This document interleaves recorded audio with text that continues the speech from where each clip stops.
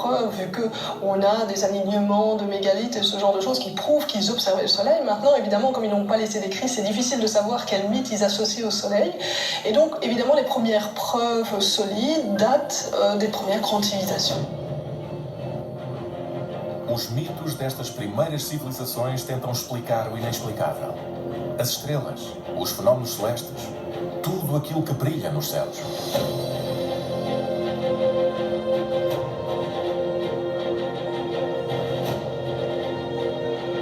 O Sol vem sempre acompanhado pela sua discreta vizinha, a Lua. À primeira vista têm praticamente o mesmo tamanho. No entanto, o Sol brilha mais do que a Lua. Por que será? Cada cultura oferece uma explicação. Frequentemente, o Sol e a Lua são marido e mulher, ou irmão e irmã. Mas as variações são intermináveis. On a un exemple au Vietnam où on a un soleil et une lune, mais cette fois-ci c'est la lune qui est plus brillante au départ. Et bon, il faisait vraiment épouvantablement chaud et un grand héros vietnamien veut faire quelque chose pour son peuple et lui là va essayer de monter sur la plus haute des montagnes et puis quand il y arrive, eh bien il va faire peur à la lune qui va reculer et du coup comme elle recule, forcément on reçoit moins de lumière et c'est pour ça qu'aujourd'hui elle paraît moins brillante. Inevitavelmente, o brilho e o poder do Sol transformaram-no rapidamente num mito fundador. O homem começou a adorar o Sol.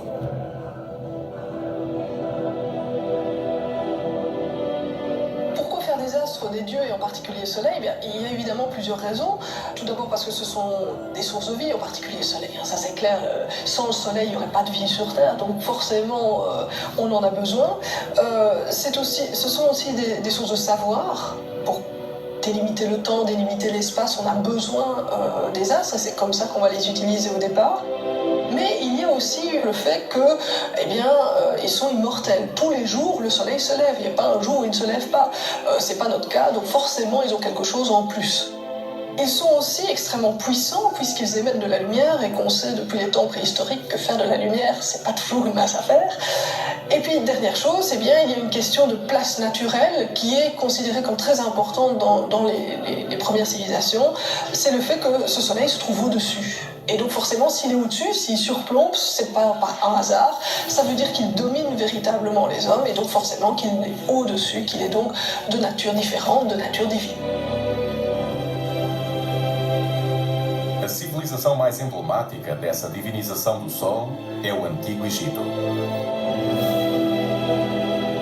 O deus do Sol, Ra, é o criador do universo. L'exemple égyptien de notre rapport au Soleil montre particulièrement bien notre dépendance, voire notre hyper-dépendance au Soleil. Les Égyptiens étaient particulièrement conscients que sans Soleil, pas de vie, pas de lumière, et c'est pourquoi ils lui donnent une place si importante dans leur représentation religieuse du monde. Et je crois qu'ils ont mis le doigt sur une réalité qui reste complètement d'actualité, qui est plus ou moins sensible d'un endroit à l'autre de la planète, mais qui est une réalité qui est transférable dans n'importe quelle culture humaine, voire même dans la vie de tous les animaux sur Terre. Os egípcios tornaram o Sol uma divindade fundadora no seu panteão e era naturalmente ligada ao Nilo.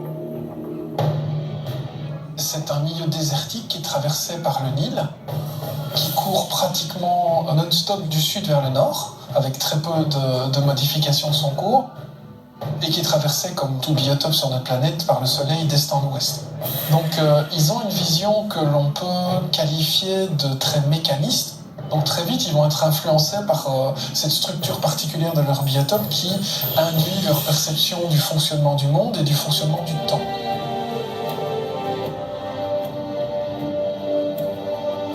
Très vite, les pharaons vont s'identifier à cette force évidente qu'est le Soleil. Dès le début, le Soleil est une métaphore du roi. Le roi utilise le Soleil comme image de son pouvoir, mais cette idée, cette métaphore va être formulée de plus en plus précisément.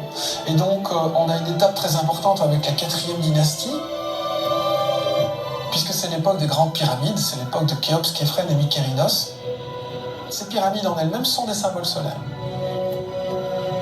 Par ailleurs, à la 4e dynastie apparaît le titre, qui est un titre tout à fait officiel de pharaon, de fils du dieu solaire Ra.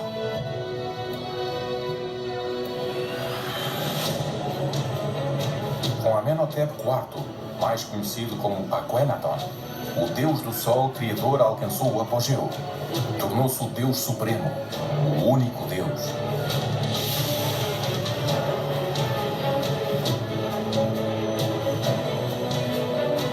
Todas as outras divindades do panteão foram banidas. Foi aproximadamente 1350 anos antes da nossa era.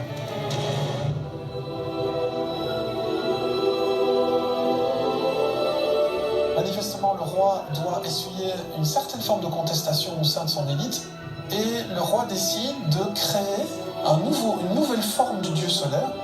Ce qui est très important, c'est qu'il se présente tout de suite comme son porte-parole exclusif. Il est le grand prêtre de ce dieu, c'est lui qui est le seul capable d'interpréter la volonté de ce dieu solaire.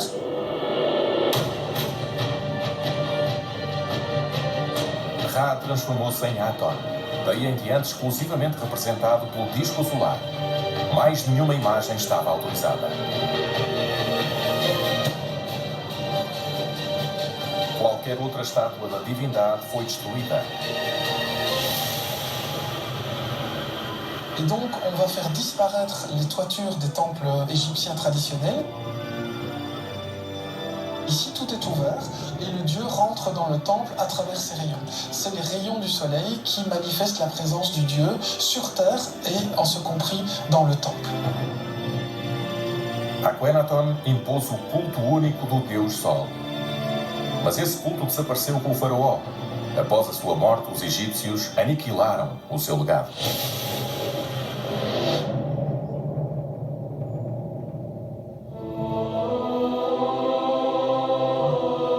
Contudo, o Sol permaneceu um deus importante nessa civilização e a sua imagem continuava a ser usada por reis para justificarem o seu poder.